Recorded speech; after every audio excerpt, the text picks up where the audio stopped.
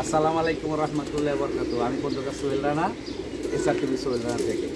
দেখবে বাংলাদেশ, শিখে বাংলাদেশ, তবেই তো আগাবে আমার সোনার বাংলাদেশ। আপনারা সবাই কেমন আছেন? এই যে একটা ছোট্ট একটা বাবু দেখতেছেন, আমার ছেলের থেকে একটু বয়স বেশি। ওই ছেলে শনি একটার থেকে চলে আসছে, দীর্ঘ মাস দুয়েক ধরে আমার সাথে কথা বলতেছে, আসবে আসবে আসবে। তো আজকে শনি একটার থেকে চলে আসছে। তোমার নাম কি বাবা? আমার নাম সাকি। সাকি। কবুতর পালো? খুব ভালো লাগে কবুতর পালতে? ভালো লাগে না? তো আসছে সেই শনি একটার থেকে। ওর বোন আমাকে বারবার ফোন দিয়ে বিরক্ত করতেছে যে ও গেছে কিনা গেছে কিনা। যা হোক, একটু ভুল রাস্তা ছিল, আমি নিয়ে আসছি। আমারও খুব ভালো লাগছে ও আসছে। তো সবচেয়ে বড় কথা হলো যে ও আসছে, ও কিসের জন্য আসছে, হয়তো আমাকে পছন্দ করে কিংবা কবুতর দেখতে আসছে।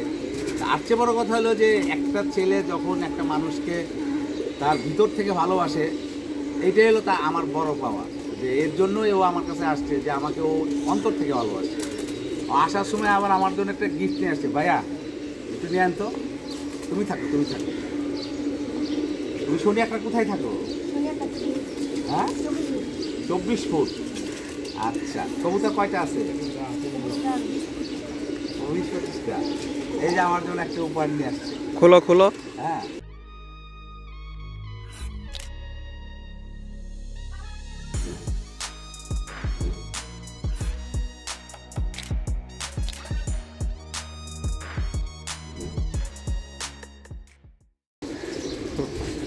মাশাআল্লাহ, আলহামদুলিল্লাহ।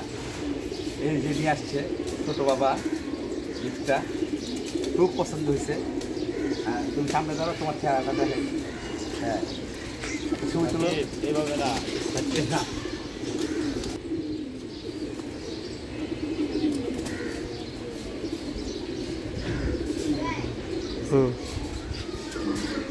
আচ্ছা, এদিকে আসো, তোমার সাথে কিছু কথা বলি। তুমি এইখানে আসার ইচ্ছা কেন হইল? আসলে ইচ্ছা হলো, আমি একটা অনেক আগে আমি কী করতাম, আগে তো আমি পাখি কবুতর পালতাম, পাখি কবুতর পালতাম। তারপরে পালার পরে একজন আমার মেয়ে কী করছি, পাখি কবুতর পালার পরে একদিন মোবাইল সাজিয়েছিলাম, পরে আপনার ভিডিও আসছে।